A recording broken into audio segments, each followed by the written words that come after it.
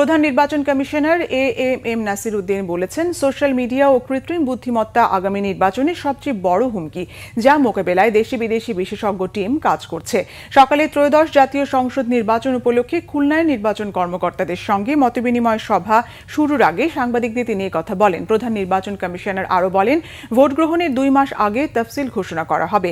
অবৈধ অস্ত্র উদ্ধার ও সন্ত্রাসী গ্রেফতারের ব্যাপারে কাজ চলছে। তফসিল ঘোষণার আগে এ ব্যাপারে অভিযান পরিচালনা করা হবে। এছাড়া দেশ ও জাতির কাছে নির্বাচন অবাধ, সুষ্ঠু ও নিরপেক্ষ করার দায়বদ্ধতা রয়েছে বলে জানান প্রধান নির্বাচন কমিশনার। এই অ্যাবিউজ অফ এআই এটা একটা আমাদের জন্য বড় চ্যালেঞ্জ হিসেবে দেখা দিয়েছে। এখন আমরা seriously we are working on it.